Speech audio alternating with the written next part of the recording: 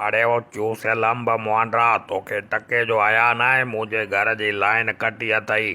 Fridge न हलण जे करे थाल भरियल हलवे जो दप करे वियो आहे। लही अचो हेठि त तोखां अॼु फ़ैसिलो थो वठां। लाउड स्पीकर ऑन करे फतवा ॾींदुसि त वापडा वारा हिलाल अथव। पोइ ॾिसजां माण्हू तव्हांखे कीअं कोफ्ता ऐं कीमो करे खाईंदा पुट।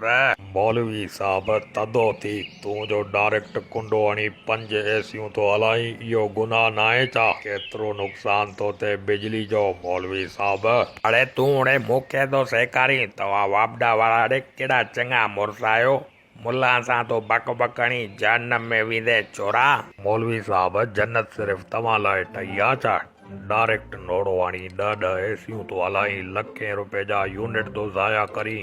इहे सभु पैसा ग़रीब माण्हुनि जी टैक्स मां था कटिजनि। तोखे कहिड़ी परवाह? वेठो आई 1.5 टन जी एसियूं हलायूं कमरे खे बर्फ़ जियां थधो करे। हलाए मीटर त ख़बर पवे ई न मौलवी साहब। कलाक लाइ लेन कटी माए त पगर नथा बीहनी। वेठो आई फतवाऊं ॾींदो त वापडा वारा जहन्नम में वेंदा। कुंडे मुआंडरा इज़त सां चवां तो मुंहिंजे घर जो कनेक्शन जोड़े छॾ। मुंहिंजे घर जी एसी बंदि थी त हलवे जो भरियल थाल खणी विच रोड ते वेही रोड ब्लॉक करे तव्हां वापडा वारनि ख़िलाफ़ एहतजाज कंदुसि। तव्हां हेॾा मोतबर आहियो? राति बि निकाह पढ़ायां वेठो तव्हां बिजली बंदि कई अंधारो थी वियो। ग़लती में छोकिरी जो पासे में वेठल हिकु ॿिए हमरा सां निकाह पढ़ाए छॾियुमि। पोइ ख़बर पई त असल घोट त ॿियो हुयो। केॾो नुक़सान थो थिए तव्हां बिजलियूं बंदि था कयो ज़ालिमो। मौलवी साहब असां वापडा वारा मञूं था त असीं टॉप जा आराम खोर आहियूं। चोरी कुंडा हणी था ॾियूं लखें रुपया था कमायूं पर आवाम जी ख़िदमत बि कयूं था न।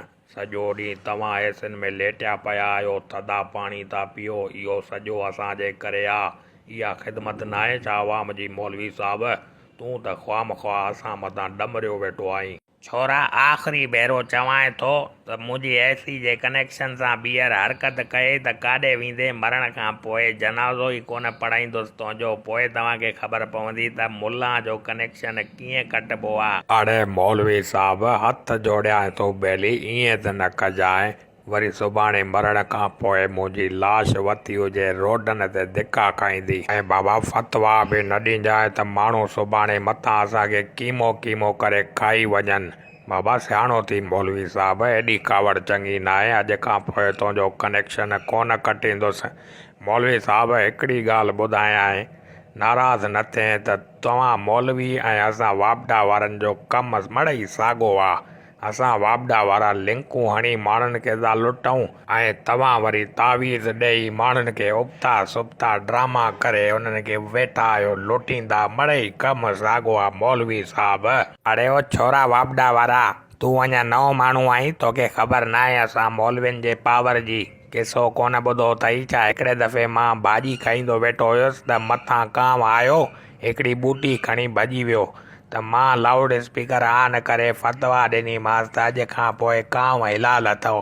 उन ई टाइम कां रोईंदो आयो बूटी मूंखे वापसि करे हलियो वियो। छोरा मथां असां मौलवियुनि सां पिटायो अथई ईअं बोरा बोरा थी वेंदे। हिन दफ़े बख़्श कयां थो जे ॿीहर मुंहिंजी लाइन कटी अथई त अहिड़ी फतवा ॾींदोमांइ ईअं सौ न थींदे पुट। मौलवी साहब माज़रत थो कयां बाबा मुंहिंजे पीउ ॾाॾे जी तौबा जो ॿीहर मां तव्हांजी लाइन कटी।